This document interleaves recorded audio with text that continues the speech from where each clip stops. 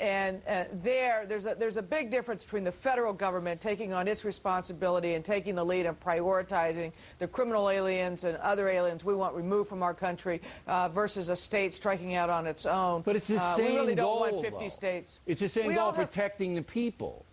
Well, at a base level, yes, but not, in fact, in terms of how you carry out the law. All right. Well, I still think that you guys could probably do this a better way, but you're not involved in a lawsuit. I want to make that clear.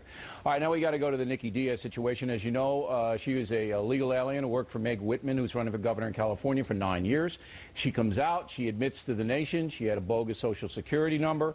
And was employed for 9 years. She lied to an employment agency in California. That's how she got to Mrs. Whitman's house in the first place.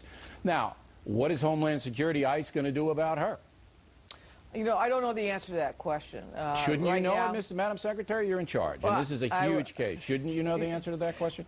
Well, I'll know it at some point, but I don't know it right now. I mean, I think obviously this is ultimately a matter for California voters to decide in terms of the impact on the governor's race. That's a federal matter, though. No. I mean, sure, the election between Brown and Whitman in California, sure. But this is a federal matter, and this is why it's important, because this is the highest profile illegal alien situation that we have had here in this country for years. Everybody's locked in on this woman, and I'm not taking an editorial position. I'm not going to tell you what to do.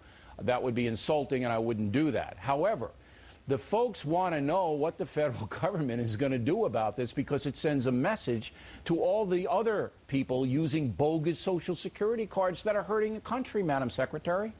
Indeed. And what I'm saying is we don't have a decision made right now that I can tell you. But I can tell you this. I can tell you that our efforts over the past 19 months have resulted in more people being deported who've used bogus Social Security numbers, who have criminal records, who have committed crimes, than in any other period in our nation's history. All right, can you assure my viewers, and millions of people are watching all over the world now, can you assure them that the federal government will do something about this Nikki situation?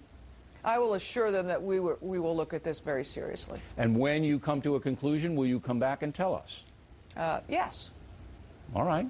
So now we have you on videotape, Madam Secretary. Saying it, exactly. Listen, I think you're doing the right thing here, and I wanted everybody to know it, and it's a pleasure to have you on the program, and anytime you want to come on, you're welcome. Thank you so much. All right. In a moment, perhaps the most dishonest political ad we've ever seen, courtesy of that liberal zealot, Congressman Alan Grayson. We will take him to task.